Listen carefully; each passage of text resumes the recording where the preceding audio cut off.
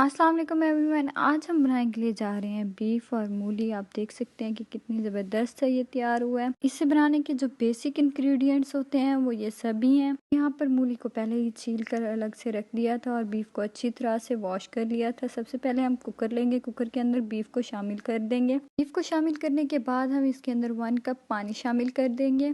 यहाँ पर 1 KG beef लिया था तो उसके हिसाब से मैंने यहाँ पर 1 कप पानी शामिल किया। आप अगर कम या ज़्यादा बीफ लें तो आप उसके हिसाब से ही शामिल कीजिएगा। इसके बाद हम इसके अंदर 2 अदद प्याज को कट करके शामिल करेंगे।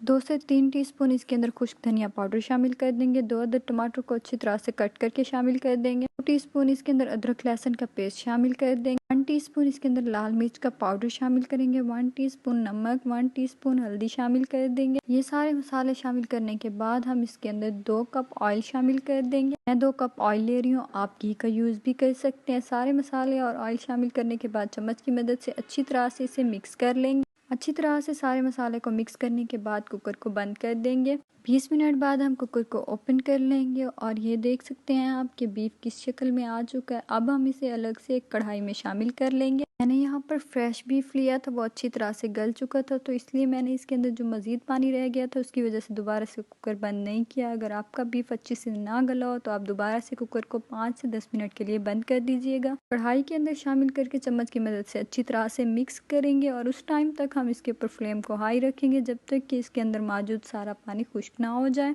30% पानी रह जाएगा तो इसके अंदर हम 3 से 4 अदद सब्ज मिर्चें शामिल कर देंगे। मिर्चें शामिल करने के 2 से 3 मिनट बाद हम इसके अंदर मूली शामिल कर देंगे। आप देख सकते हैं कि मैंने मूली को किस तरह से कट करके शामिल किया। मुझे इसी तरह से पसंद है। अगर आपको लंबी कट की हुई पसंद है तो आप वो भी कट करके इसमें शामिल कर सकते हैं। मूली शामिल करके चम्मच की मदद से अच्छी तरह से इसे मिक्स कर लेंगे। पानी सिर्फ 10% रह जाएगा तो इसके अंदर 1 टीस्पून अदरक पाउडर शामिल कर देंगे। ये बहुत ही ज़्यादा फ़ायदेमंद होता है, इसलिए मैं कोशिश करती हूँ कि मैं इसे अपनी तमाम रेसिपीज़ में ज़रूर शामिल करूँ। अदरक पाउडर शामिल करके चम्मच की मदद से अच्छी तरह से इसे मिक्स कर लेंगे। ना सिर्फ ये फ़ायदेमंद होता है बल्कि ये खाने में बहुत ही एक ज़बरदस्त सा टेस्ट देता है। सारा पानी खुश्क हो जाएगा तो उसके बाद हम इसके अंदर बारीक कट करके मेथी शामिल कर देंगे। मेथी ऑप्शनल है, अगर आप चाहें तो शामिल कर सकते हैं, नहीं तो आप इसे स्किप भी कर सकते हैं। मेथी शामिल करके चम्मच की मदद से अच्छी तरह से इसे मिक्स करेंगे और उस टाइम तक इसे अच्छी तरह से फ्राई करेंगे जब तक कि ऑयल अच्छे से अलग नहीं हो जाता।